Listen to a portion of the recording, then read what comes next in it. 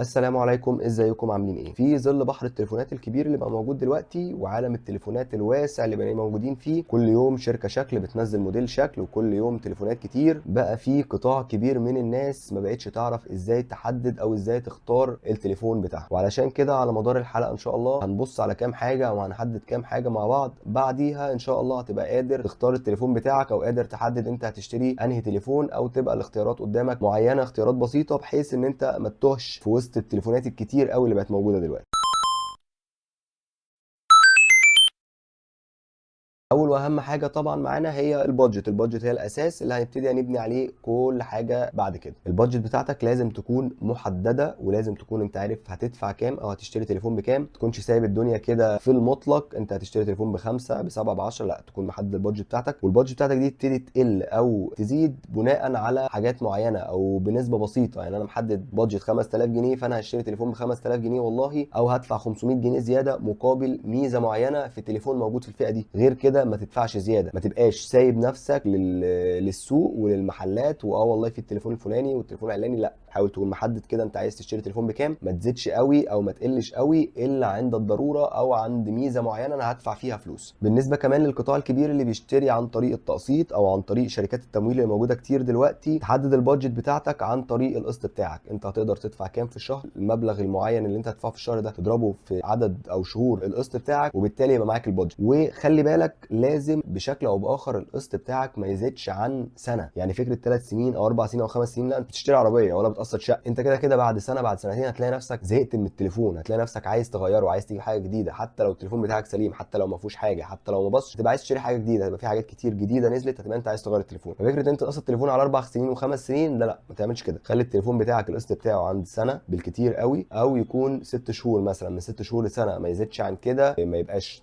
5 سنين والكلام ده، لا، خلي القسط بتاعك يكون سنه بالكتير، ما يزيدش عن كده، علشان انت ما تبقاش رابط نفسك بحاجه في الغالب انت هتبيعها في خلال سنه او اكتر شويه. تاني حاجه معانا، وهي بالنسبه لي اهم حاجه، هي استخدامك للتليفون. انت هتجيب التليفون ده عشان تعمل بيه ايه، او انت كنت بتعمل ايه على تليفونك القديم، فانت جايب تليفون جديد عشان يقدم لك نفس الحاجه بشكل احسن شويه، او يكون بيقدم لك حاجه جديده انت محتاجها. هل انت مثلا شخص عايز كاميرات كويسه، عايز شاشه كويسه، عايز بطاريه كويسه؟ لازم تكون فاهم ان التليفونات في الفئه الاقتصاديه والفئه المتوسطه ما بتقدمش كل حاجه في الدنيا. ولازم تكون فاهم ان لحد 12000 جنيه للاسف ده دلوقتي بقى فئه متوسطه عادي جدا. الفئه المتوسطه العليا بقت دلوقتي ب 18 و19 و20 واكتر من 20 كمان. فاحنا بنتكلم على الفئه الاقتصاديه او الفئه المتوسطه، التليفونات دي مش هتدي لك كل الامكانيات، هتدي لك ميزه معينه او هتركز لك على ميزه معينه او ميزتين، لا اكثر. فلازم تكون انت محدد انت بتعمل ايه بالتليفون. هل انا شخص بلعب بالتليفون او هجيبه لاولادي بيلعبوا عليه، فبالتالي انا عايز تليفون امكانياته كويسه، او بطاريه كويسه عشان انا بره طول اليوم، او كاميرا كويسه، او ايا كان. لازم تبتدي تحدد انت بتعمل ايه بالتليفون، وعلى اساس ده انا عايز التليفون يكون بيقدم كذا، فابتدي ادور في التليفونات اللي بتقدم الميزه المعينه اللي انا عايزها دي. حاجه كمان مهمه جدا هي التليفون هيقعد معايا قد ايه، او بشكل ادق الضمان بتاع التليفون. التليفونات دلوقتي في تليفونات كتير بقت موجوده بضمان دولي، والضمان الدولي بيفرق عن الضمان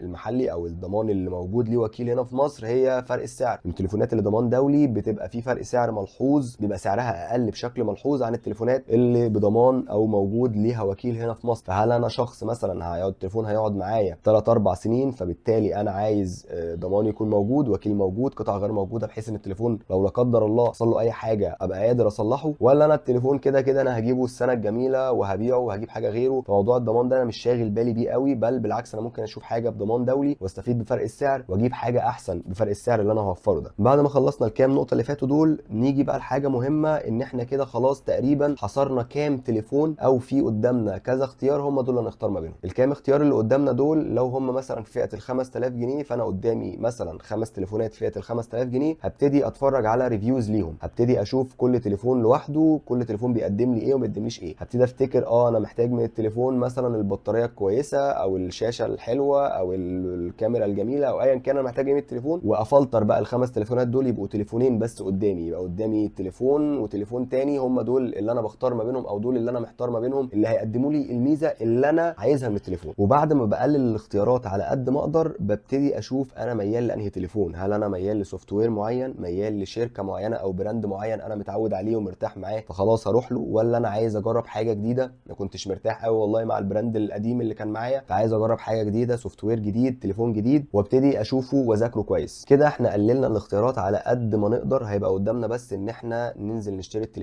التليفون او التليفونين اللي قدامك تنزل تبص عليهم كويس جدا. لو في امكانيه ان انت تجرب التليفونات دي قبل ما تشتريها هتجربها، بس المهم لازم تكون عارف ان في محلات كتير لما بتروح تشتري من عندها بيبتدي يوجهك لنوع معين او لبراند معين او لتليفون معين، يكون البراند مثلا بيدفع كوميشن اكتر او الربح بتاعه يكون اكبر لو باع لك التليفون ده. فحاول على قد ما تقدر ان انت تكون واثق في اختيارك وواثق في اللي انت عارفه واللي انت ذاكرته وانت نازل محدد انت عايز ايه، بحيث ان محدش يشتتك. كده انت عارف البادجت بتاعتك، عارف انت عايز ايه من التليفون، عايز تليفون ضمان دولي ولا مش ضمان دولي، هتشتريه قسط ولا هتشتريه كاش، ازاي هتشتري قسط وتحدد القسط بناء على ايه. كده انت تقريبا عارف كل حاجه. هيبقى قدامك بس ان انت تنزل تشتري التليفون، وزي ما قلت لك حاول ما تشتتش نفسك او ما تخليش حد يشتتك، تبقى عارف الاختيار او الاختيارين اللي قدامك هم دول اللي انت هتختار او هتشتري ما بينهم. وعشان اسهل عليك الدنيا اكتر ان شاء الله تابع معايا الحلقات الجايه، هيكون في فيديوهات او حلقات عن افضل تليفونات موجوده في كل فئه. هتتفرج هتشوف مثلا فئه ال 5000 جنيه فيها 5 تليفونات، هتشوف الخمس تليفونات قدامك الفروقات ما بينهم، ايه الاحسن ايه الافضل، ايه كل تليفون بيقدمه، ايه تليفون بيميزه عن التليفون الثاني، ايه الميزه اللي بيقدمها كل تليفون. وده هيسهل عليك كتير جدا. عشان كده ما تنساش تعمل لايك وشير وسبسكرايب وسلام.